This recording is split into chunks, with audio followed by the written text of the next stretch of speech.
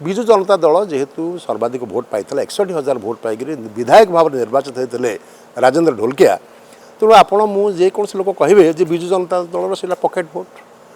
किंतु दुखर कथा हूँ जे विजु जनता दल जय ढोलकिया ही विजु जनता दल नहांती किंबा राजेन्द्र ढोलकिया तो नहांती बोली तो उपनिर्वाचन होभली क्षेत्र में आमको खाली देखा पड़ो जे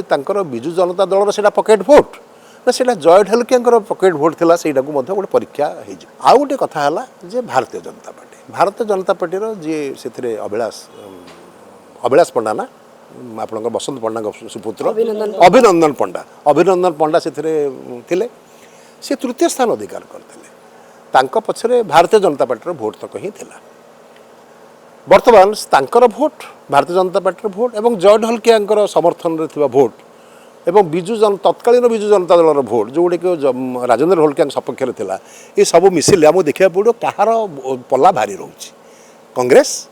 विजु जनता दल ना भारतीय जनता पार्टी से लगी ही गोटे उपनिर्वाचन हेले भी नुआपड़ार